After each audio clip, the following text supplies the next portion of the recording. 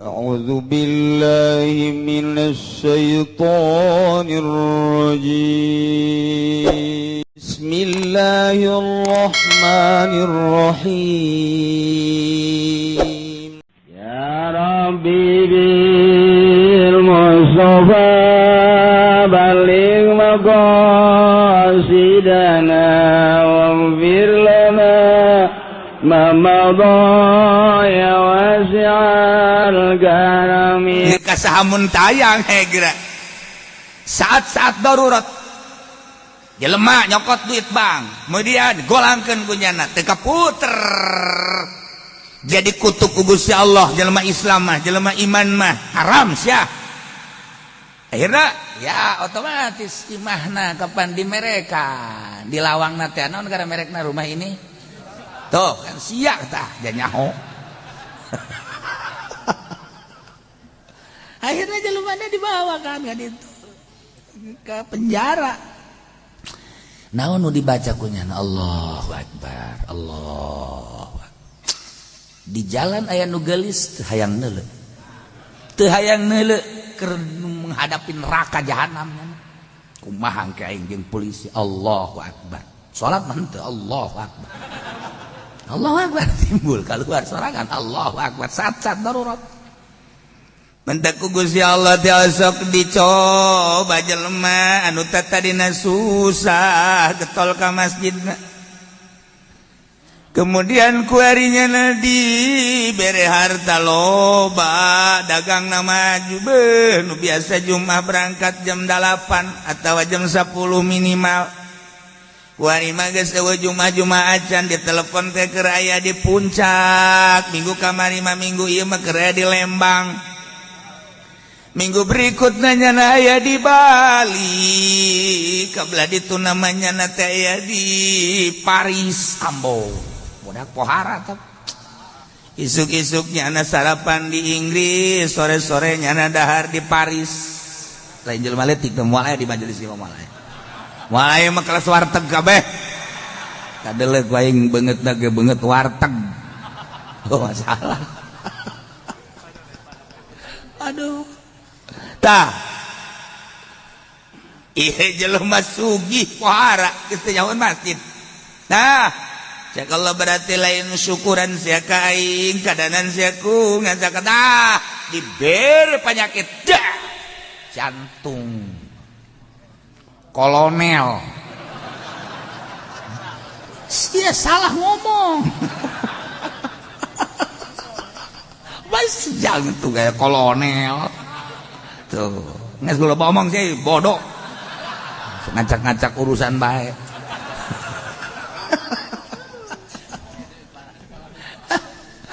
Aing deres, aing mah kolonel aja nama jantung jenderal. Aing ona berada deres kene. Nah, bawa gua rimatul, masya Allah, kudu diring. Waduh, ya Allah, jelema ring satu hebat. Tinju aya ring deres. Tapi lamun jantung geus diring geus tinggal ngukur bae di ditu. Di mana aing ya dikubur. Mulai geus tambah aya darah tinggi setik 500. Kiih kuari kurang lancar prostat. Insyaallah bahkan diperiksa deui aya batu. Ya Allah. Geus mulai Allah cak anakna abah ku ari mah ka Allah deui kamari mah jatilok ngomong Allah Allah neng tasbih mana neng bawa ka dieu geus dijual pan ku abah ulah ngomong sia segala ngajual tasbih segala naon padahal mah bener. Jadi dijualnya boga kauka dijual menang meuli 5 juta dijual ku 3 juta. Neng tasbih nu aya bae neng tasbih nu aya ka di abah teu betah teu make tasbih mah neng.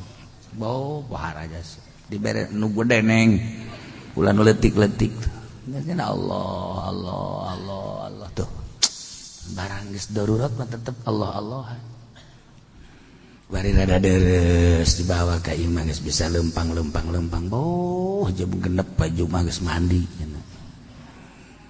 terus jam 7 pakai pakaian jam 8 berangkat ke mana Pak cak pemajikan lah gawe mending ke masjid sugan we paeh di masjid cak pemajikan sadar amat Pak kayak beneran kayak paeh di masjid lah dek naon gawe atuh deh jak warima atuh jak sawah geus dijualan pakai keharapan kita mobil geus ambalayah teh dijualan puluhan ratusan juta awak warima balik deui ka urut imah geus ngade moal kobol deui di merekan sia geus susah deui makarak Allah coba kos kitu jelema mah urang mah kuari keur sehat masih kena inget ka Allah mah wali mah sebenarnya mah atuh ieu mah keur sehat masih inget ka Allah geus lain wali sih naon mah walinyi mah tah ieu geus mah penggedena sasar ngomong ittakhadhu ahbarahum wa ruhbanahum arbaba dijadikan ku para pengikut-pengikutna ulama-ulama Yahudi teh pendeta-pendeta Nasrani teh diakurkeun jeung pangeran dina pada naon keputusanana ditaluturkeun. Masya Allah karim seperti eta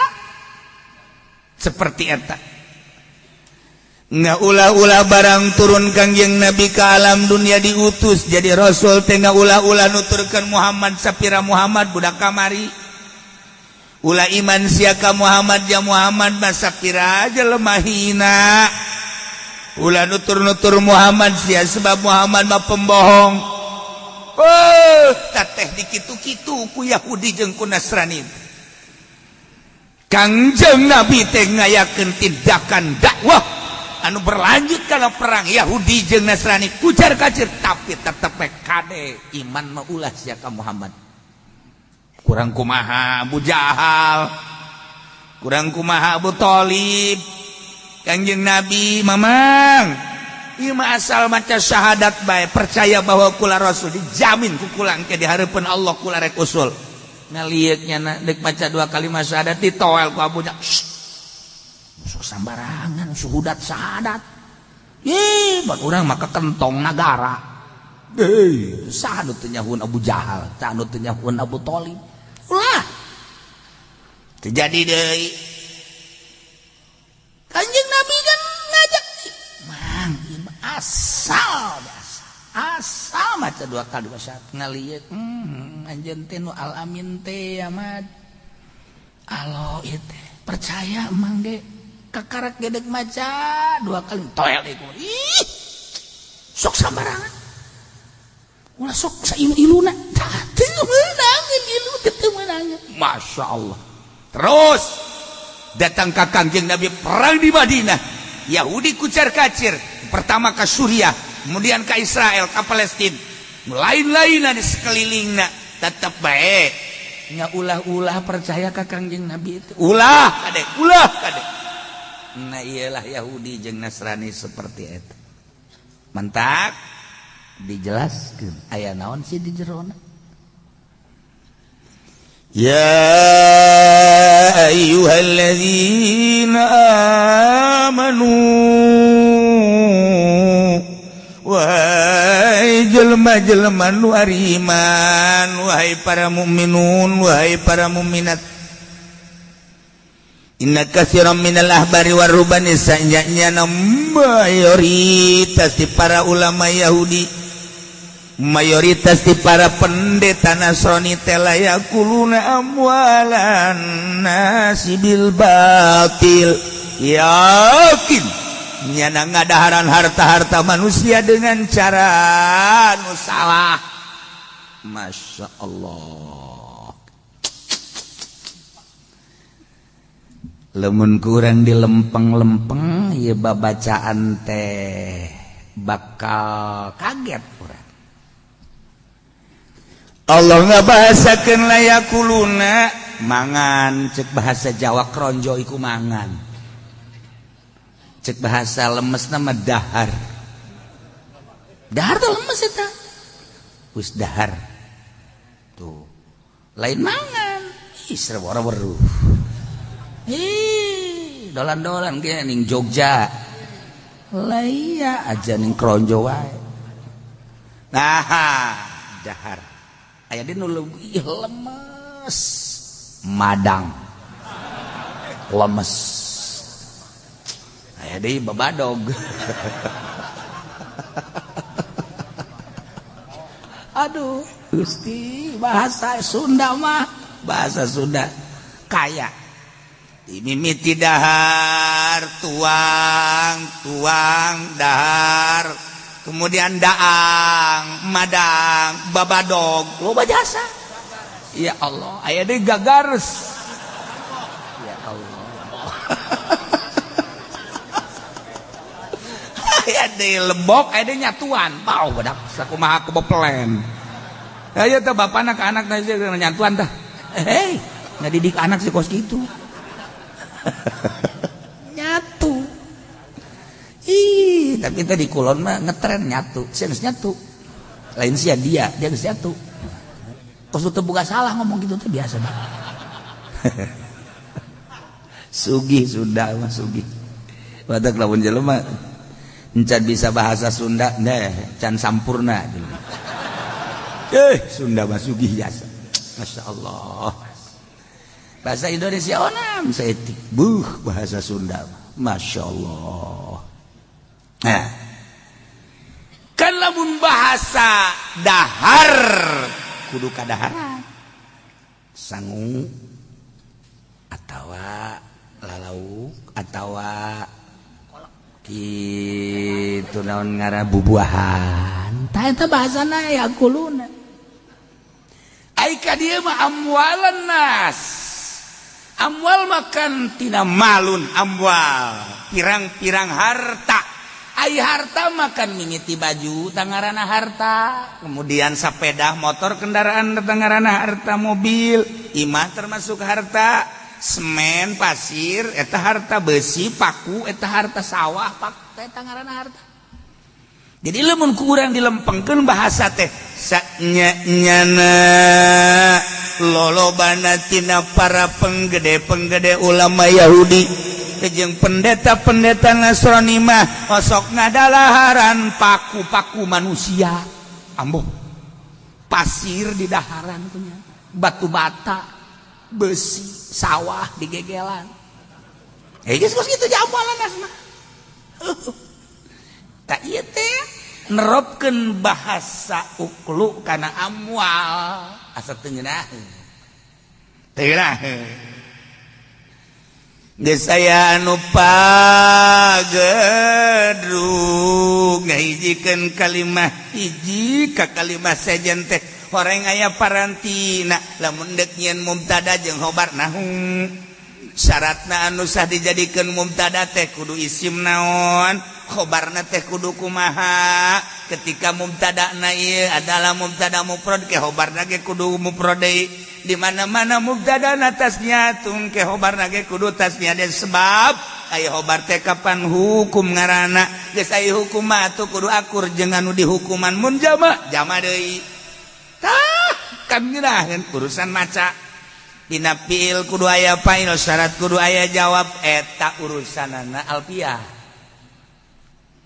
Ketika orang nyaritakeun yaquluna ieu teh horenganan kalimat teh kalimat fiil mudhari afalul khamsah teh nya lantaran aya ciri fiilan ciri fiil mah dina sorof dijelaskeun aya kalimat ana itu asal aya kalimat dipimitian ku salah sahiji ana itu hiji hamzah dua nun tilu iya opat ta eta nu kitu ngaranna kalimat fiil mudhari ya rumusna mantak mondok nginahin mondok bah jadi kadeleuk urang kitab teh wih masyaallah hese na maksudna cacak-cacak nu mondok ge hese komo nu teu mondok aya nu hiji cicing di pondok teu leutik datang ka paeh teh nyawanana atuh lembur pondok cing teh mah ya kuluna eta urusanna teh urusan naon kitu tasrif teh mah.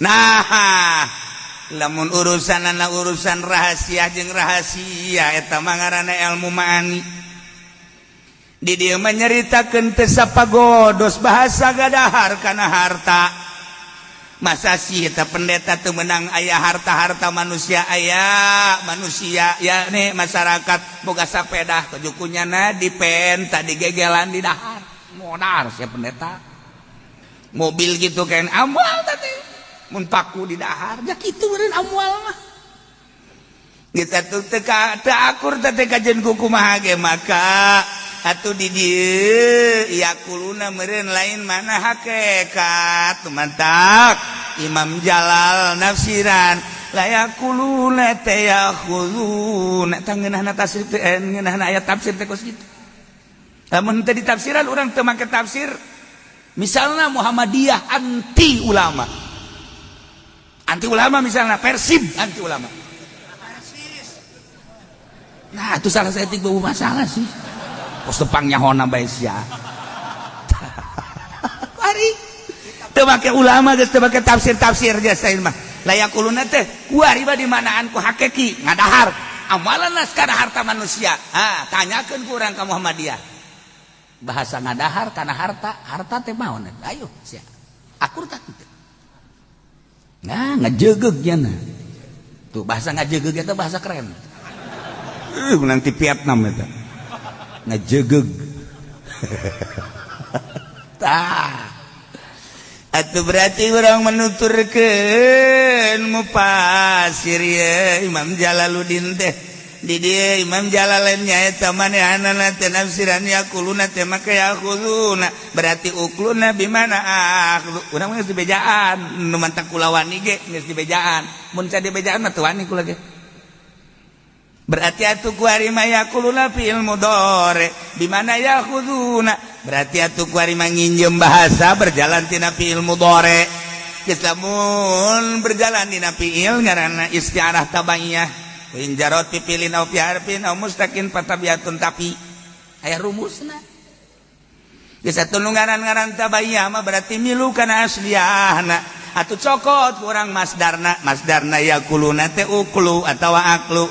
Yaquduna teh akhdhu. Atuh kuari mah bisa kurang dilempengkeun subihal akhdhu bil akli bijami tanawul fikulin zukiral musyabah be wa huwal aklu wa hudifal musyabah wal akhdhu wastuko dicempetkeun bae minal akli bimanal akhdhu yakuluna bimana yakhuduna ala sabilil isyarati tabaiyah ngaji moal mah hisa kintal tak kituan je kan ngeunaheun oh berarti atuh kuari mah kurang ulah di manaan hakiki kudu mana majaz geus majazum kalimatun usumilat fi ghairi aslin lahu qad wudiat berarti nginjem makna sejen perlu aya dua hiji kudu aya korena mun di majaz isti'arah atawa kudu aya alaqah nah ieu kan ngajauhkeun korena jeung alaqah geus korena teh kumaha cenah kiai korena mah kieu urang bogoh ka sarwiti aja sarwitina teh can pugu bogoheun ka urang lantaran urang malah sapira urang sarwiti mah nya geulis urang mapan boga beungeut ya beungeut perang tapi gede kahayang jalalaki mah pembeli ulah sieun wajan teh kumaha ge lalaki mah lamun sieunan ka awewe cekel pler ternyata aing lalaki goblok sia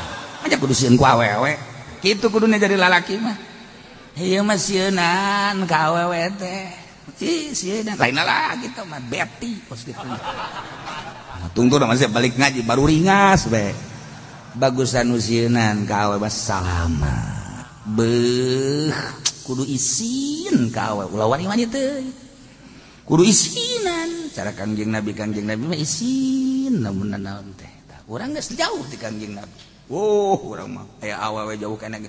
Sweet. Ambo. Tambah balik di jahiliyah. Iyalah yaqulun. Tah, korena mah kieu. Begitu urang kapanggih di nu hajat jeung sarwiti teh nyana neuleuh urang neuleuh nyana tungkul eta korena tah. Tungkul teh korena nyana teu wadi neuleuh beungeut urang serem meureun. Korena. Nah, urang tangga nyana tangga haju urang senyum nyana senyum eta korena kadua tah.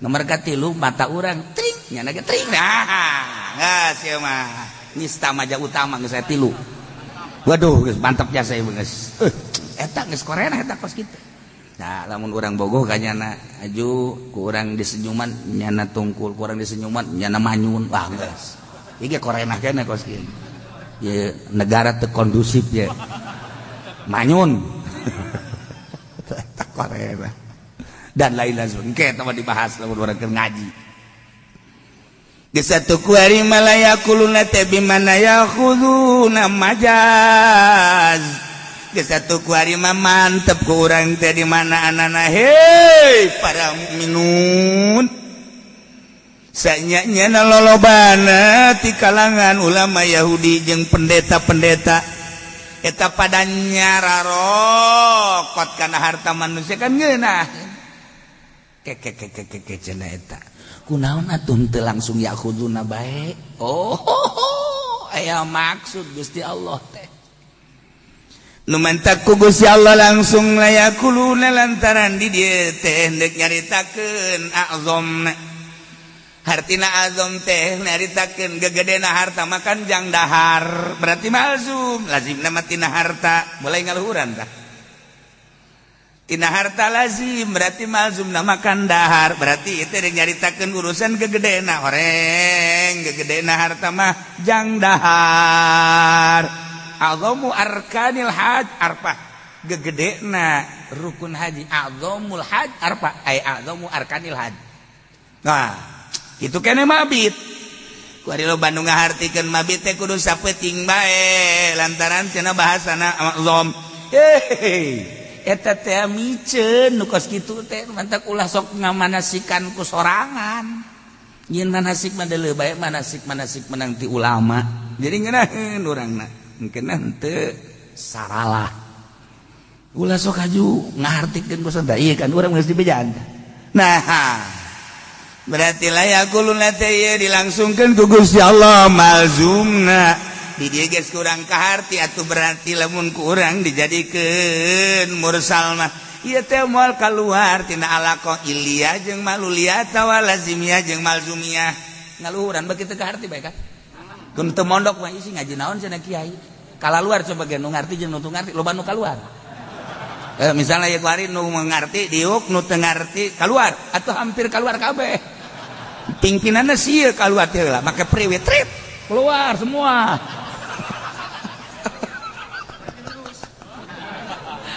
lain lulus disetrap ayo ngaji ieu keur carita encan sabaraha ieu mah sok kos kitu can sabaraha nu kos kieu lain maka karage lalagaan ieu ngaji ieu gara ilmu bayan nu kos ieu geus satu kuari mah dilempengkeun lempengna disarupakeun nyokotna para penggede Yahudi jeung pendeta Nasrani kana harta manusia secara batil nu penting mah nama menang harta disarupakeun kana tingkah jelema anu ngadahar kadaharan dalam kondisi anu keur lapar jelema tingkah dahar nu lapar mah geus teu nyahoeun ieu halal ieu haram pokona dahar bae tingkah Yahudi jeung Nasrani kekentongna nyokot harta secara batil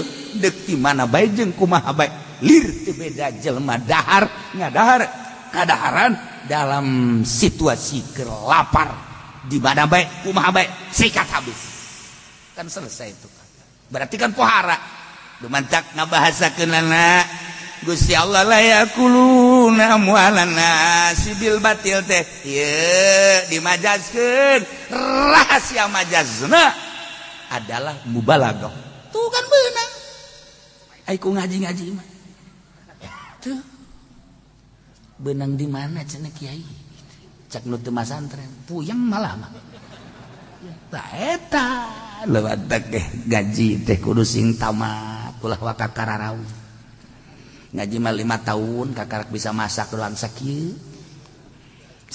ti guruna masak teh sakieu masak teh caina sakieu tah sakieu kebeneran di nu hajat ngomong heuy bahasa sakinya kadang ku batur naon teh nyolok teh naon cenah sakieu rahasia pesantren teh euy sakieu tinggal aya awewe nu teu ngarti sakieu mah deet teuing ih ka mana bae sia mah pugu masak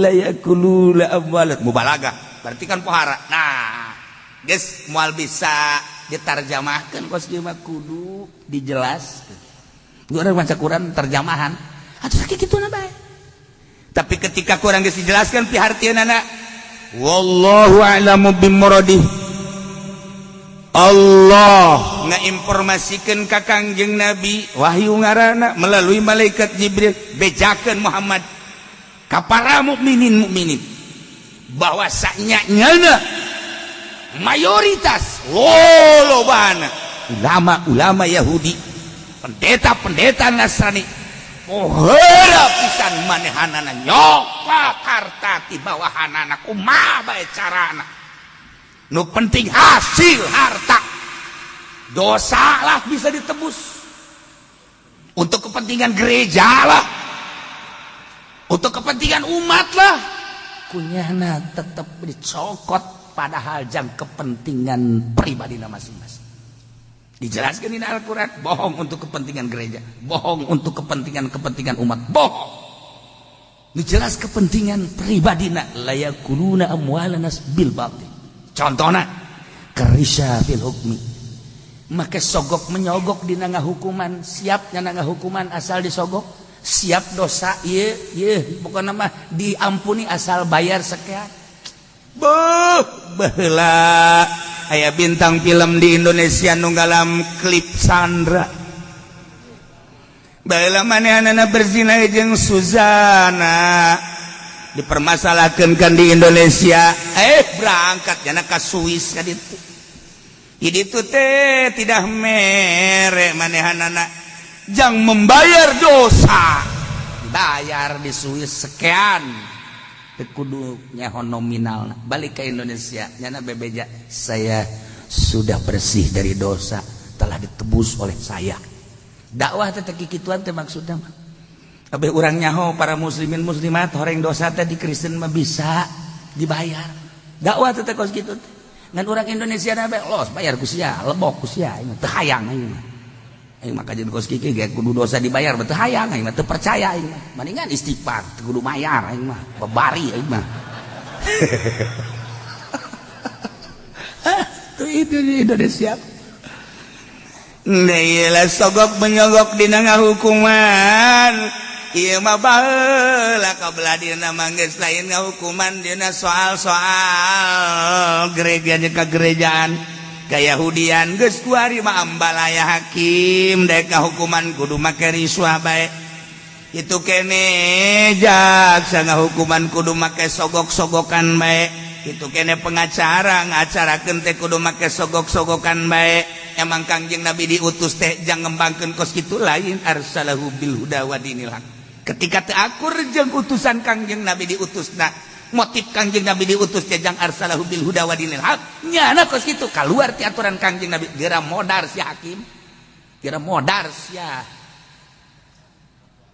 ayo ya hah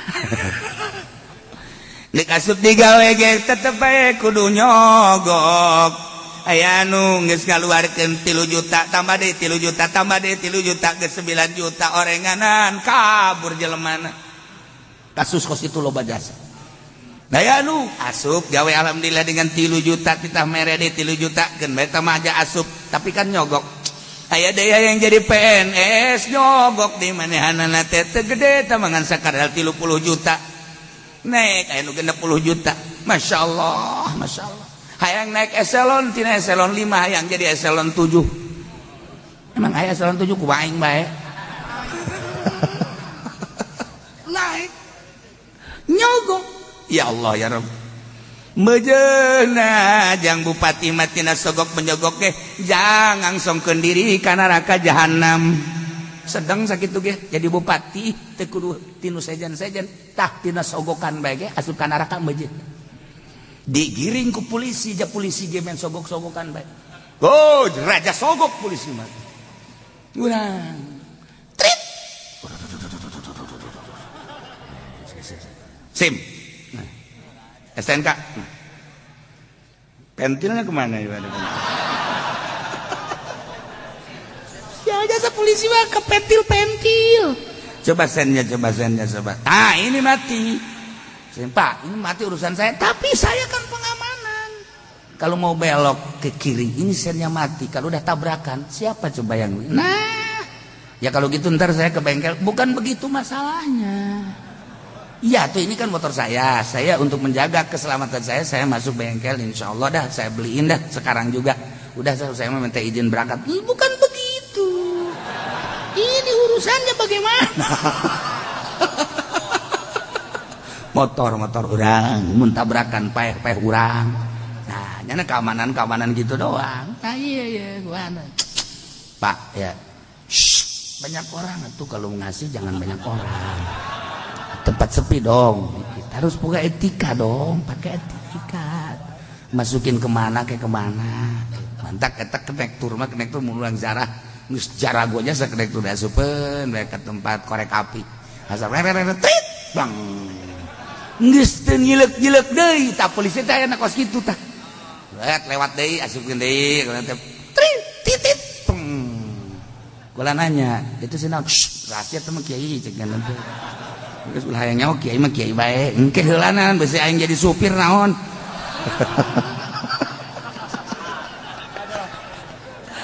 Eta hal-hal nu leutik di polisi. Wow, hal namun naik kukula dicaritakeun teng nyaho kabeh. Ieu henteu rek nyaritakeun naon maksudna sakitu ge jaka neraka mah cukup kitu tah ieu mah rek nyaritakeun ge eta hayang henteu aing mah. Jadi cenah polisi loba nu ngaji keuna kadengeun. Engke cenah minggu hareup teu ngaji abeh ka neraka. Ulah hese-hese. Engke ge nyana mikir heuh oge nya loba polisi ge anu baget. Ya, mana STNK? Enggak ada apa lupa apa. Kenapa enggak pakai helm? Saya mau ngaji, Pak. SIM, apalagi SIM. Atuh mah kabeh teu boga. Udah sebelum besok ya minggu depan mah bawa ya. Sekarang jadi SIM sekarang majata. Eta mah bager kan. Eta mah bager tah. Minggu hareup teu ngaji aing saya polisi deui. Loba ieu nu bager ge polisi, masyaallah.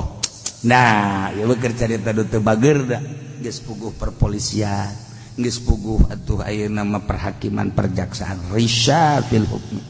Ieu mah keur carita ruhban, keur carita ahbar. Wa yasudduna an sabilillah. Di samping manehanana nyokotan harta-harta ti para bawahan-bawahana demi kepentingan maranehanana anu jadi pendeta anu jadi kardinal dan lain sebagainya jang pengembangan agama Kristen ngebodalan para misionaris anu disebar ti Paris Roma ke mancanegara lain seetik nu diutus ke Indonesia kita ngeristenkeun Indonesia terjadilah kristenisasi di Indonesia nu pohara berbagai cara kitu keneh ke Malaysia dan lain-lain sebagainya. Nah eta kan dimodalan tadi dinya. Nah ieu wa yasudduna an sabilillah nyana ngalarang nyegah arasup ke agama Allah. Bahkan nunggis asup ke agama Allah kunyana diopenan supaya asup Kristen. Ku ari manggeus macem-macem baheula mah teu kacarita di rumah sakit teh kudu aya istilah kristenisasi. Tapi ku ari mah katingali jelemana susah sementara penyakitna berat. Nah ieu teh didatangan ku misionaris datang ka dinya teh Bapak ingin sembuh. Iya, punya modalnya? Enggak. Sementara modal yang harus ditanggulangi oleh Bapak ini sekian puluh juta. Ya bagaimana Tuhan saja, bagaimana Allah. Begini Pak permasalahannya. Kalau Bapak sayang badan, persilakan. Nanti saya yang akan menanggulangi dari pihak gereja anu. Yang penting Bapak masuk Kristen aja. geus sabaraha puluh mungkin ratus anu siap kos karitu nu kuat mah teu nu kuat tapi kan loba ilmu susah ditanya kenapa bapak ini enggak ngebangun rumah ngebangun dari mana tuh emang enggak usaha tapi ya begini aja keadaannya kalau dibangunin siap gak siapa yang enggak mau tuh sekarang gini aja saya akan bangunkan rumah yang penting bapak ibu ikut dengan saya dari pihak mana ini saya dari gereja anu kumaha coba saya etik anu arasif terus gitu di bodalan ya Allah ya Rabbi nggak iya ya sudula an sabili lagi saya di Al-Quran ulah kaget namun kamari informasi di belahan mau ke saya cara-cara kristenisme seperti eta geus puguh di Sumatera mah di Jawa melalui letter 2 letter beak yang supermi kayak anu dibantu duit nanti mimiti TK datang ke SD datang ke selanjutnya terus di pihak gereja geus kaditu nage di aku geus sabaraha catatan bangsa Indonesia nu agama Islam di Jawa di bodalan sakolana asup ke gereja ya geus sabaraha ribu manusia anu dibangunkeun imahna ngagilek asup ke gereja geus sabaraha ribu muslimin muslimat anu gering di rumah sakit teu modalan kumanehanana aya nu ngabantu asup ke gereja ieu mah keur cara tenis wa yasuduna an sabilillah ai kabelah ditu nama tuh hidayah ti Gusti Allah ya loba boro-boro masyarakat jak kardinal nage asup Islam di Sukabumi sabaraha nu asup Islam pendeta nage asup Islam misionaris nage loba nu asup Islam urusan eta banget urusan hidayah tapi lain masalah eta ieu mah masalah teknis dina Al-Qur'an geus dijelaskeun hiji layakuluna amwalan nas bil batil kumaha bae carana teu nyaho haram teu nyaho halal penting mah nyana meraih keuntungan loba jang dahar jang nginum jang pake jang ngabangun dan lain sebagainya layakuluna amwalan nas bil batil kabelah dieuna tambah deui wa yasuduna an sabilillah ngalarang asup-asup ke agama Allah kabelah dieuna ngajakan supaya jelema arasup ka Kristen deuk kumaha coba di Indonesia teh seperti kos kitu wa yasuduna an sabili emang kos itu tiba heulana ieu Al-Qur'an ngajelas ya Allah lah kaget di Indonesia mah kapan lain agama syariat tiba heulana ge agama teh negara demokrasi nu penting mah beragama dilindungi ku negara boro-boro agama anu geus jelas cacak-cacak Ahmadiyah ge anu teu jelas can aya nu sabenerna mah instruksi untuk perlindunganana di Indonesia tapi ketika aya mah nyana main sogok menyogok dilindungi bae teh dilindungi bae di Indonesia mah babari jasa negara sorga negara sorga di Indonesia ya Allah urang boga cai sakobak diantepkeun menang 5 poe deuleu aya laukan Indonesia mimiti buyur heula kebelah dia aya ya Allah eta Indonesia hebat kan urang boga sawah aya kobakan sok geura aya caian sampai 2 poe saminggu deuleu aya endet ieu kali geus puguh betok geus puguh parai mah ya Allah ya Rabb Indonesia pohara jasa urang urang nyieun empang di tukangeun imah laukan ku urang lauk gurame menang saminggu eueuh kabeh Indonesia mah kos kieu tidak ayah jadi tidak jadi ayah sorga di orang insyaallah tuh wa yasudula an sabilillah seperti itu ya Allah ya Rabb ketika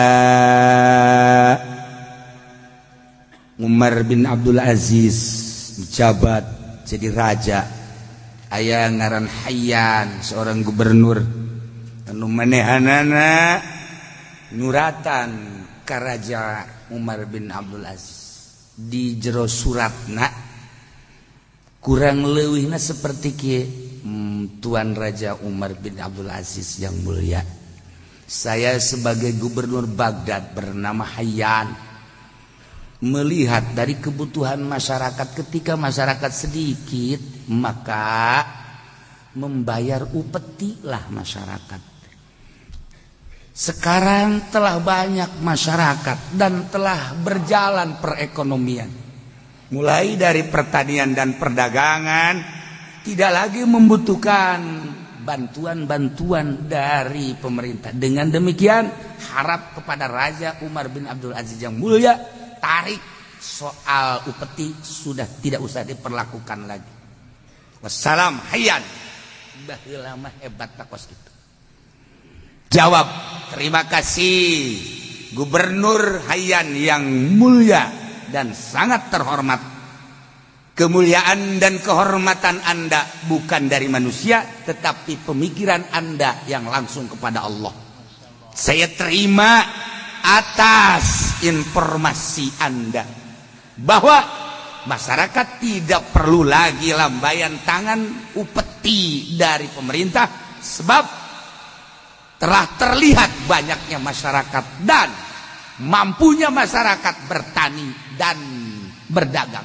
Dengan demikian detik ini saya menerima ajuan Anda sebagai gubernur. Wassalam Umar bin Abdul Aziz. Harita keneh upeti tarik geus teu kudu. Ulah aya upeti-upetian cek Umar bin Abdul Aziz. Padahal Umar bin Abdul Aziz perang jeung Sidina Ali dan lain sebagainya. Eta teh kan masalah nama kan upeti. Sehingga Ali haram upeti. Tapi cek Sina Umar membutuhkan masyarakat harus pakai upeti. Perang lah. Tetapi ketika nyana geus ningali keayaan masyarakat geus teu perlu leuwih upeti, langsung cabut ke Umar bin Abdul Aziz. Ditulis di handapna, sebab Kangjeng Nabi diutus bukan untuk mengembangkan upeti, tapi arsalahu bil huda wa dinil haq liyuzhirahu 'alad din. Ya Allah ya Rabbi, muri kakbul urang ngadenge Umar bin Abdul Aziz. Tah, kuari pajak nu aya di Indonesia. Ulah ningsa Indonesia secara nasional. Sakabupaten geus aya 5 teh. Leuwih. 4,5 lah lolobana mah. Nah, eta kapan diangkut kabeh jang infrastruktur, jang pembangunan dan lain sebagainya. Urang mah teu nyaho mana-mana nu dibangun. Mun kurang ditanyakan marah pan manehanan. Jalan pan tetep bae kos kitu keneh bae. Ngaju cai dan bararau bae kapan. Hayu coba dandain lain sebagainya. Mun ditanyakeun ku urang sia aing ngatur sok nanyanyakeun semua sembarangan bae. Urang rakyat menanyakeun teu meunang. Tah ieu kapan geus teu dibutuhkeun sebab teu kembali deui ka rakyat. Nu dibutuhkeun ku rakyat teu anu teu dibutuhkeun dieueuhan. Eta ku urang ditegor eta bae geus hese. Kajeun teh mah urusan nyana, nu penting mah kuari mah urang mah nu penting ulah aya naon-naon. Ngan ieu mah keur carita Umar bin Abdul Aziz tah ku Gubernur Hayyan dinasehatan nurut nya mah. Nurut, ya Allah ya Rabbi, hebat. Nah, ieu mah kan layakuluna amwalan nas bil batil, jang kepentingan seorang riswah. Wa yasudduna an sabilillah, nahanan jeung nyegah jelema arasub Islam. Ya Allah. وَالَّذِينَ يَكْنِزُونَ الذَّهَبَ وَالْفِضَّةَ Ari jelema-jelema anu nyimpen nimbun kana emas jeung perak di luar kabutuhan anu urgen, duit tina emas duit tina perak ditimbun. Kitu kene emas anu bebekan ge ditimbun, perak kitu kene khususna eta. Umumna mah ieu nyaritakeun penimbunan, lain masalah emas jeung perak bae. Panjang mun dibahas. Kok bisa jadi penimbunan? Dibongkar. Tina bahasa walladzina yaknizuna, tina bahasa kanzu, kuarina diakurkeun kana zahaba wal fiddata, kadieuna wala yunfikunaha. Dengan apakah kemanehanana kana emas jeung perak eta timbunanana fisabilillah. Ai tadi mah keur nyaritakeun teh Yahudi jeung Nasrani aya ka dieuna wala yunfikuna fisabilillah. Atupan beda, aya Yahudi jeung Nasrani mah teu aya urusan sabilillah. Lantarannya nama urusan anak ka Yahudian jeung ka Nasranian, tapi dina ieu hiji ayat saayat ka dieuna aya dua permasalahanana. Ya ya wala yunfikuna fisabilillah. Ay yunfikuna wala yunfikuna fisabilillah mah berarti mukminin. geus awalan urusan Yahudi jeung Nasrani sanian di samping Yahudi jeung Nasrani nyaritakeun secara umum sebab patali jeung harta. Ya Allah ya Rabbi teh hese na kos kitu ayat teh hese geus satu kuring mah disakal sakompet daunkeun masalah urusan cinta harta. Nu cinta harta teh gegede nama Yahudi jeung Nasrani horenganan lain Yahudi jeung Nasrani bae mukminin ge sarua bae cinta harta. Ku cinta-cintana harta sehingga harta teh diraih dengan berbagai cara di berbagai kalangan.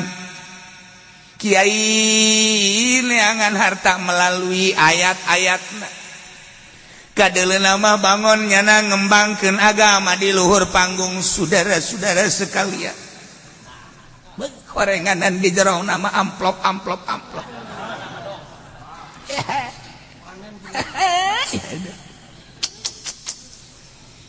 Kuari mengelola yatim piatu sigana mah dedejengnya ka yatim piatu nyodorkeun proposal ka pemerintah untuk yatim piatu.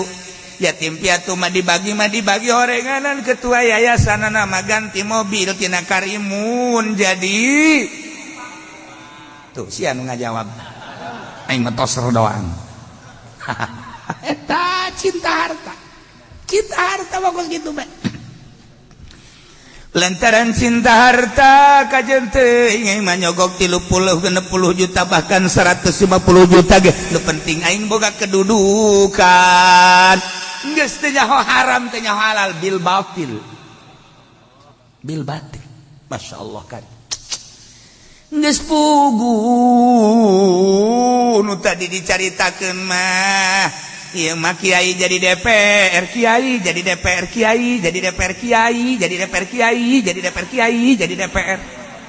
Sababaraha kali ku aing mesti teu kadenge ku Cilisia. Barang geus jadi DPR teh atuh biasa bae horenganan leungit kakiaianana. Mana tanda kakiaianana ketika nyana diuk di kursi DPR jah horenganan wahakaza terus mah teu ngarti kan tentu ngaji wahakaza iku ya mengkonon lah. Lah iya. Ayo coba. Masyaallah. Di Garut mah kiai nu jadi bupatina tuh kiai ngandang tuh kan tuh Masya Allah aya gubernur talar Quran ngandang ji atuh kumaha ya kari mana ka kiaianana mana ayo cinta harta nu mantek jelema lamun neuk bagus mah moal cicing di nu jore pasti babarengan cicingna jeung di nu bagus deui. Lamun jelema mantep pikiran anak moal daek cicing di kursi DPR kajen teuing dibayar kita jadi DPR moal daekeun lamun jelema deuk bener ka Allah nu antak daek cicing di kursi DPR nyana teh susuganan Mang Pendi.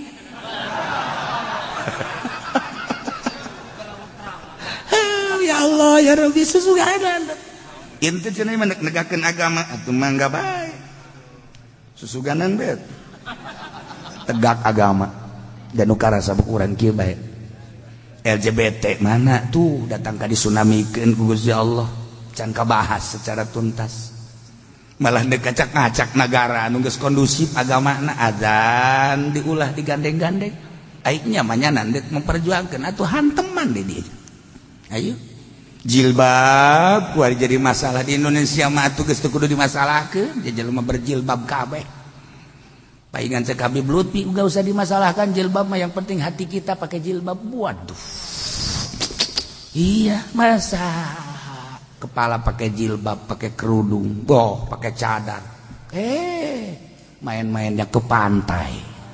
Iya, hatinya aja yang harus pakai cadar. Tuh, ya Allah ya Rabbi. Udeng-udeng mah dipakai. Atau mending udeng-udengan hati di jero. Daripada ngajualan ayat. Wasuk ngileuk ka dieu sia, biasa bae sih. Urak lirik segala naon. Emang ku aing teu kadeuleu.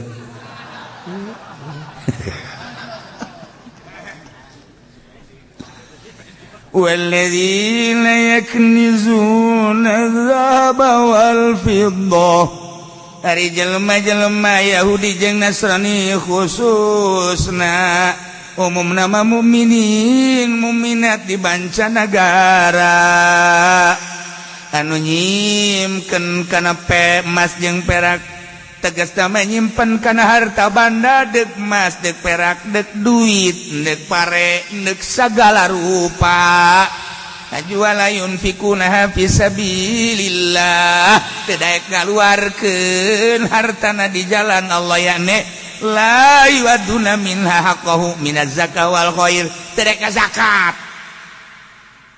boga harta timbun tengah zakat pare timbun tengah zakat dagangan timbun tengah zakat ieu bejaan Muhammad jelema-jelema nu cinta harta teh wayana bejaan fabasyirhum bubungah manehanana Muhammad bejaan abe bunga make naon bi'adzabin alim neraka jahanam cenah ngeunah fabasyirhum eta mah ngaranna bahasa tahakum cek ahli ma'ani marahasiana teh ngahinakeun sia kade sia malingnya ya ku aing diberi ganjaran 5 kali ya atuh per balen ganjaran siksa tapi ngomongna ntar gua ganjar lu ya nih 5 kali nih 5 kali tuh tah bahasa ganjaran mah kan kuduna kana kabagusan lain kana peureup 5 peureup ganjar sia ku aing eta ngaranna bahasa ngahinakeun masyaallah.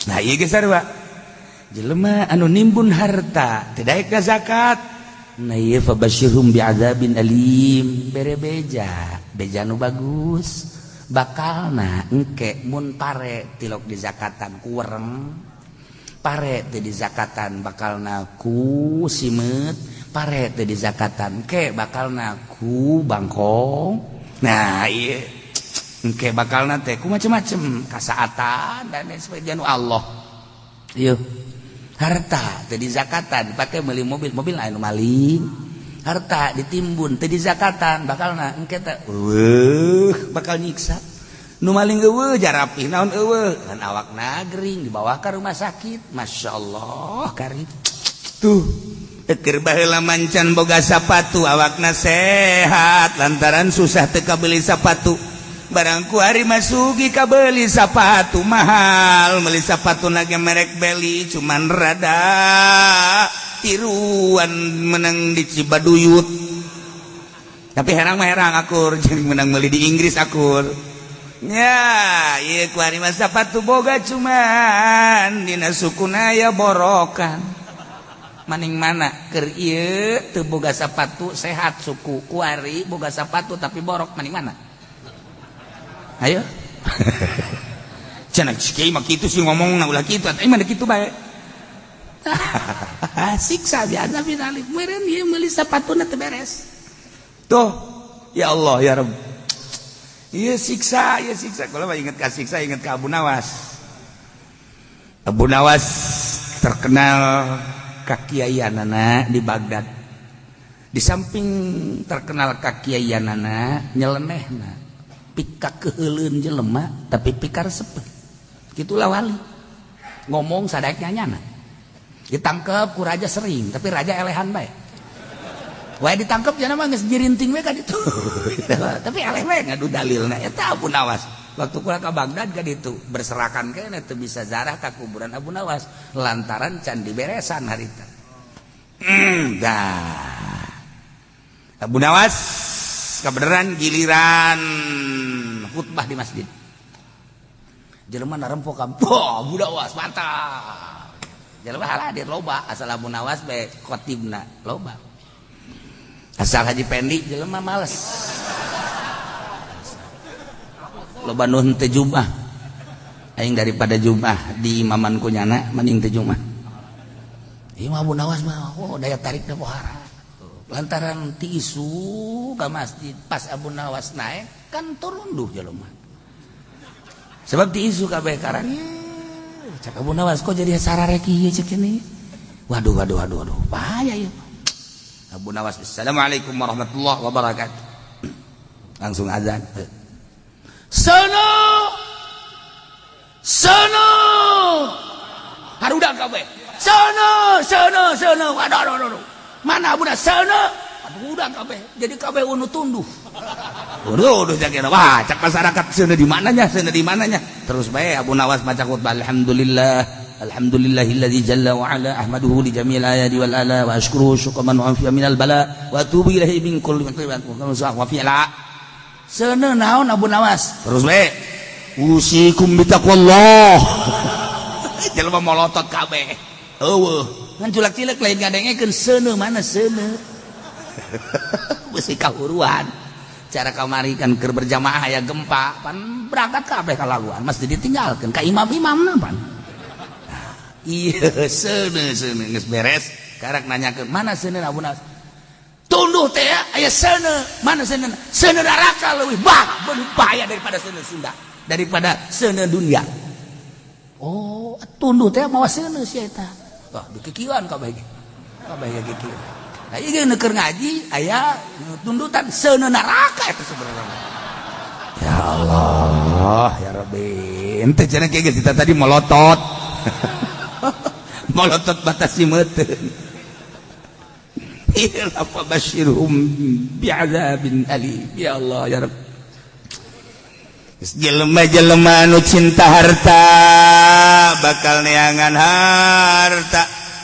Dalam cara neangan harta na geus kumaha bae, nu penting mah berhasil mun dagang teu nyaho haram, teu nyaho halal. Am yakuluna amwalan nasi bil batil. Mun jadi pamarentah cinta harta atuh geus teu nyahoeun halal jeung haram, nu penting mah harta bae, deuk sogok, deuk maling, deuk lain sebagainya dan lain sebagainya. Itu kene tadi nu penting mah lantaran cinta harta lain perintah, deuk kumaha bae ge nu penting berhasil, teu nyaho halal, teu nyaho haram. Jadi kiai ge nu penting mah kiaina ge jadi kiai cinta harta, nu penting mah harta bae. Deuk cara kumaha bae ge jualan ayat, jualan hadis. Kitu kere deuk di mana bae, nu penting mah harta. Ieu bahayana bakalna yakhuduna bil batil. Lamun landasanana cinta harta. Ulah cinta kana harta pun bisa mah atawa sing hade melalui aturan-aturanan. Sebab halaluha hisabun wa haramuha iqab. Masya Allah, geus sejarah rahot teh kos kitu teh tapi tetep bae. Cinta harta malamun dagang ambruk bae sakali dua kali terus kiai mah kiai diberian cai bae terus bae tetep bae teu maju-maju ke ngomongkeun ka kiai teu manjur sama kiai maning ka Gunung Kawi. Wah, eta cinta harta eta kos kitu. Ya Allah, ya Rabb. Deuk kumaha coba ya. Supaya ulah cinta harta kumaha ieu carana? Ka Allah hungkul. Aya. Lempengkeun melalui thariqah. Meslah menjelema norekat masih kena cinta harta, can jadi norekatna. Justru norekatna, norekat ulah cinta harta. Mentek loba jelema nu ngembangkeun torekat di wetan di kulon di kaler. Anu bahasana ge asup sia torekat abeh ka Allah jeung deui insyaallah melalui zikir ieu engke bakalna babari usaha urusan torekat kana usaha. Lamun geus aya kos kituan salah kata lain guru mursyid mah kos kitu mah. Lain guru mursyid. Lepaskeun urusan dunia. Mun bisa sakumaha cara Imam Syafi'i ditanya ku murid. Ketika murid naros ka Imam Syafi'i, "Mama, lamun abdi boga emas, sakumaha ieu galuarkeun zakatna?" Cek Imam Syafi'i tergantung jelema-jelemana. Lamun ente ahli fikih, keluarkan zakatna adalah urang harta dagangan sakitu naon kitu ngaranna mun urang boga harta dagangan lamun naon kitu ngaranna lamun urang boga pare saton sakinta usurna dibeja-bejakeun tah ku Imam Syafi'i teh masalah soal ngaluarkeun zakat di kalangan fuqaha. Ke, Mama. Emang aya zakat di luar pokok aya. Lamun luar pokok kumaha? Di luar pokok mah kos mama insyaallah lantaran didinya nanya geus mama ku ari ngajawab di makom mama makom autad mama wali di autad geus mun mama boga emas 100 gram mama boga pare 1 ton zakat dah kudu dibikeun kabeh tergantung kumaha jelema-jelemana. Emang kos itu kos gitu. Lamun masih keneh aya nyangkrung di imah teu jadi walina. Cek nyandang kula embung jadi wali.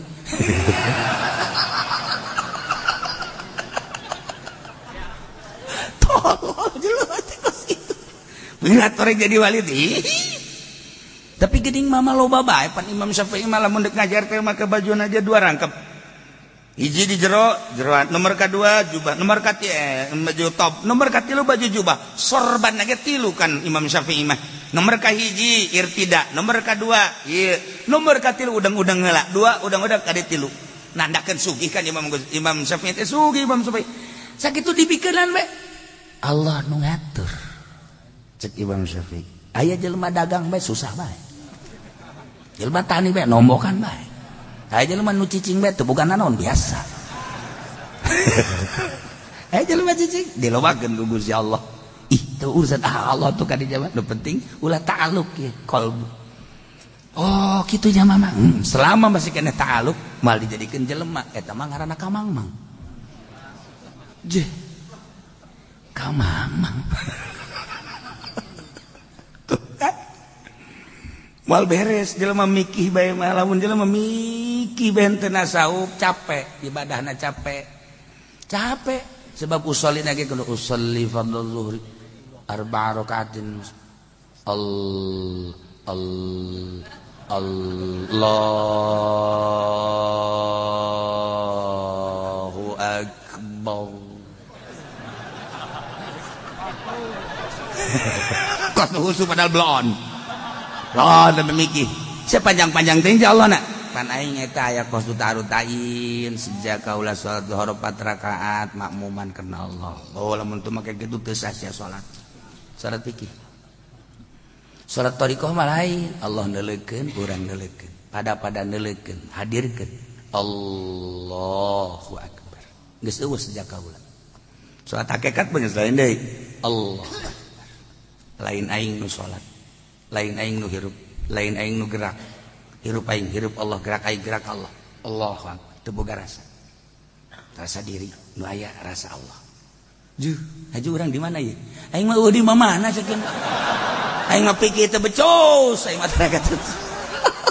Aing sia da kabala lumpat atuh. Ngeun sia lamun mikir ulah aja totorekatan. Aing urutan kiai lah. Allah akbar. Sia hebat amat. Aing neuleukeun ka Allah, Allah neuleukeun ka aing. Ai Allah na di mana? Eta nu aing kudu pikiran ge. Atuh kudu belajar heula kudu aya guruna. Ulah main saturut-turutanan bae kiai we Allah akbar. Nah aing geus kitu bae Allah akbar. Sia mah lain salat salat. Pikir lain tarekat lain sia mah. Guys pokona Allah akbar ke di akhirat aing mah nurutan kiai bae pokona mah. Ya atulah kitu. Kudu belajar. Ji, Habib Lutfi emang sholat aku mah kesulitan waktu mendesak jasa sedangkan encan sholat eta kan nunginan mah di masjid di musola lantaran waktu na samporet aya sekitar 10 menit deui ka masjid jauh ka musola jauh sisi jalan kotor sih Allah akbar jadi bae teu kudu di masjid teu kudu bumi Allah maudhi'us shalah ya Allah ya Rabb ketika orang di Mina acak-acakan sai saeutik jeuh kalolotor dinya ih atuh geus kitu Allahu akbar geus dinya salat di sisi mushola di sisi cai loba nu ih cenah kiai mah najis geus urusan sia aing mah aing sama sia saiki aing salat keneh Allah berbagai keyakinan di mana orang yakinna. Nah, dek mindahkeun keyakinan ti syariat kana thariqah ti thariqah kana hakikat kudu aya nu nungtun hese. mentak perdebatan baheula jeung Junaidil Baghdadi rajana wali makena lamun teu makena sila bahaya raja wali citrak bonjeruk aya anu bebe jahli fikih kaki Junaidil Baghdadi mama ari nu hebat sebenarnya ahli fikih apa ahli tasawuf sih cek Junaid dia ahli tasawuf ya jelema lamun ngahlikeun tasawuf ge fikihna bakal bahaya atuh mikir heula ju tasawuf tapi kan loba nu tinggaleun kajian kuku mah ge tetep bae nu luhur derajat mah jelema ahli fikih mangga bahaya teh geus kitu mah masalah henteu kieu ieu mah masalahna ilmiah naon kuari kieu nurutkeun ceuk ahli tasawuf jeung ahli fikih kula dek nanya permasalahanna naon masalahna lamun awewe head mun awewe head nurutkeun ceuk ahli fikih eta kudu salat apa teu kudu lamun puasa head ceuk ahli fikih kudu salat apa teu atuh teu kudu muliaan mana salat jeung puasa nurutkeun ceuk ahli fikih ji cekna tuh muliaan kene salat ceuk ahli fikih mah kun kunaon atuh lamun muliaan kene salat ari jelema head salat keur salat head teu kudu dikodoan ari puasa head kok kudu kodo lamun nya mah muliaan kene salat atuh kudu kodo mun urang ditanya kos kitu balik sia oge nya sok gerage aing mah muliaan salat atuh head atuh kudu kodo jah mulia kunaon aing ninggalkeun head teu kudu salat teu kudu kodo ari puasa ditinggalkeun kok kudu kodo cenah muliaan salat cek Junaidil Baghdadi teh masalahna lain kitu urusanana kan ti Allah tadi teh lamun ceuk ahli fikih tapi lamun ceuk ahli tasawuf muliaan puasa jeung salat kok bisa kos gitu sebab puasa mah ngosongan keneh ngosongan beteug hiji-hijina jelema bisa wusul ilallah teh aku kosong beteug sebab lamun beteung seubeuh bae diaji ku urang di majelis taklim peureum bae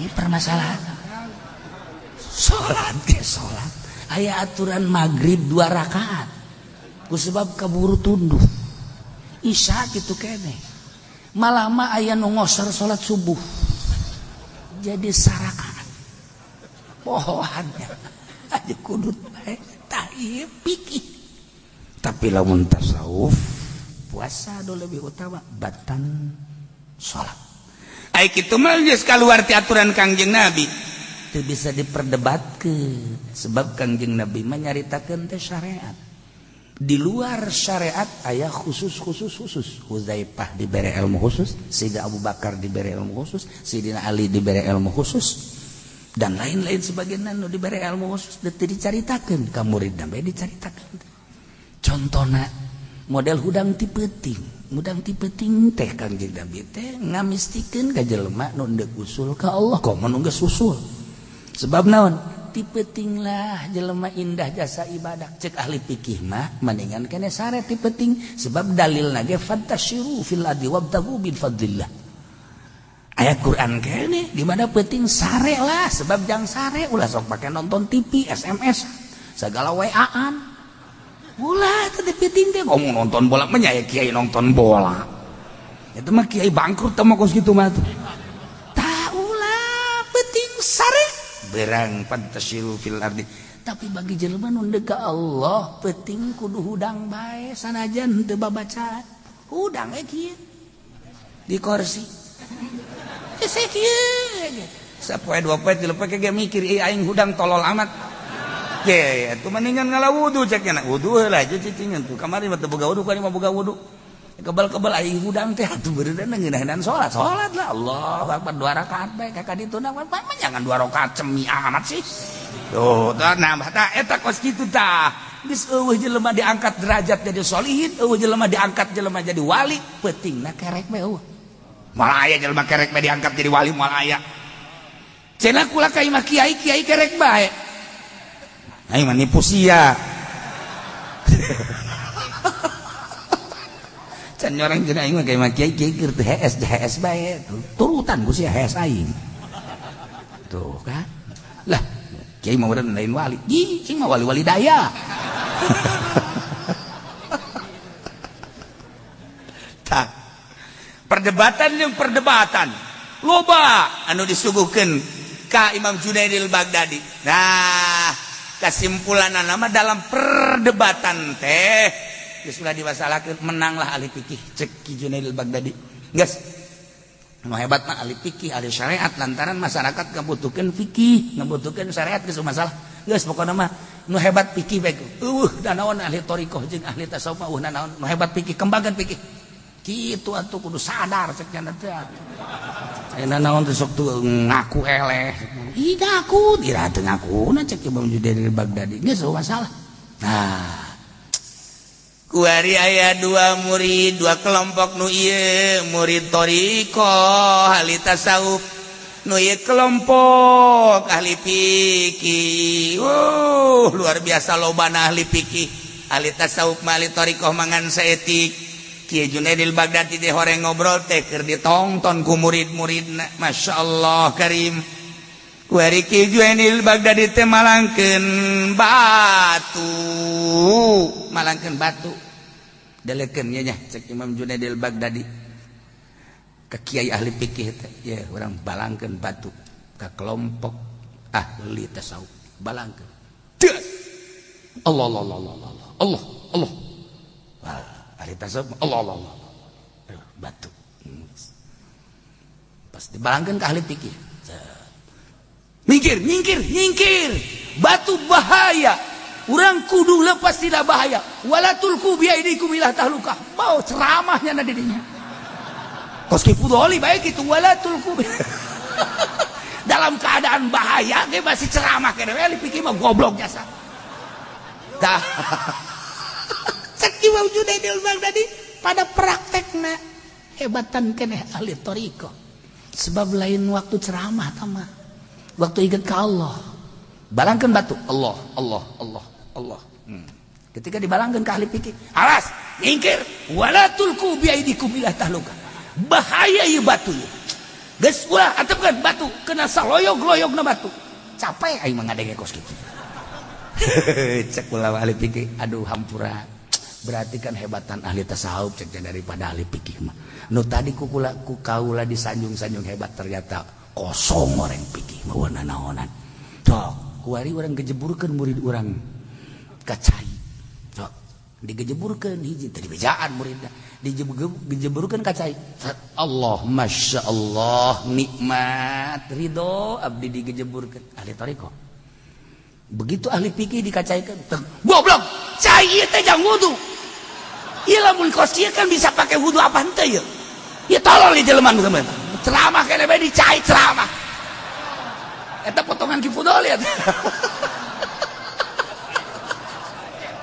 kacek Junaidil Baghdadi capek aing mah ngadenge lagi capek tah ahli tasawuf gejebur masyaallah ridho abdi mah digejeburkeun masyaallah eueuh nu kaluar tina qada jeung qudrat nikmat kan Allah ahli fikih can hanjat di ceramah saudara cai jang wudu ieu urang digejeburkeun kumaha mun aya najisan di urang ieu cilaka bahaya ieu kan kudu make cai mutlak cai eta kabagi 3 aya budak sakumaha deuk takrib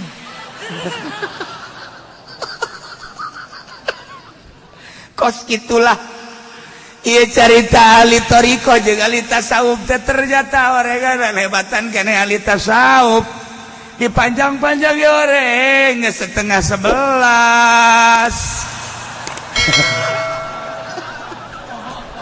wallahu alam